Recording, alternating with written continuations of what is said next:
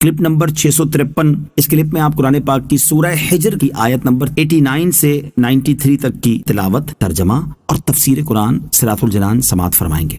بسم اللہ الرحمن الرحیم۔ ترجمہ: اللہ کے نام سے شروع جو نہایت مہربان رحمت والا ہے۔ وَقُلْ إِنِّي أَنَا النَّذِيرُ الْمُبِينُ كَمَا أَنزَلْنَا عَلَى الْمُقْتَسِمِينَ الَّذِينَ جَعَلُوا الْقُرْآنَ عِضِينَ۔ ترجمہ: اور تم فرماؤ کہ میں ہی صاف ڈر سنانے والا ہوں، جیسا ہم نے تقسیم کرنے والوں پر اتارا جنہوں نے کلام الہی کے ٹکڑے ٹکڑے کر دیے۔ وقل، اور تم فرماؤ، یعنی اے حبیب صلی اللہ تعالی علیہ وآلہ وسلم، آپ مشرکین سے فرما دیں کہ میں ہی عذاب کا صاف ڈر سنانے والا ہوں کہ سرکشی میں تمہاری زیادتی کی وجہ سے کہیں تم پر بھی ویسا ہی عذاب نازل نہ ہو جائے جیسا اللہ تعالیٰ نے تقسیم کرنے والوں پر نازل کیا۔ الذین، جنہوں نے۔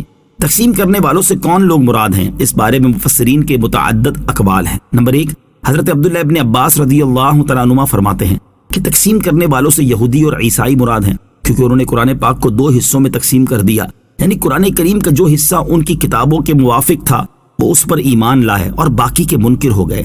نمبر 2، حضرت قتادہ رضی اللہ تعالیٰ عنہ اور ابن سائب کا قول ہے کہ بانٹنے والوں سے کفار قریش مراد ہیں۔ ان میں سے بعض کفار قرآن کو جادو، بعض کہانت اور بعض افسانہ کہتے تھے۔ اس طرح انہوں نے قرآن کریم کے بارے میں اپنے اقوال تقسیم کر رکھے تھے۔ نمبر 3، ایک قول یہ ہے کہ بانٹنے والوں سے وہ 12 اشخاص مراد ہیں جنہیں کفار نے مکہ مکرمہ کے راستوں پر مقرر کیا تھا۔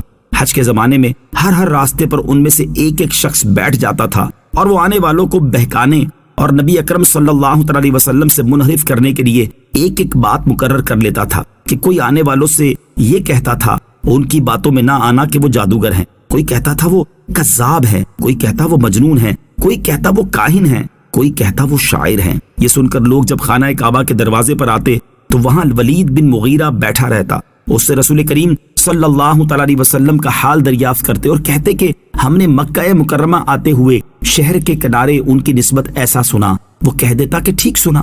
اس طرح مخلوق کو بہکاتے اور گمراہ کرتے ان لوگوں کو اللہ تعالیٰ نے ہلاک کیا۔ عذاب کی تشبیہ سے متعلق ایک اعتراض کا جواب۔ علامہ احمد ساوی رحمۃ اللہ تعالی نے اس مقام پر ایک اعتراض قائم کر کے اس کا جواب دیا ہے۔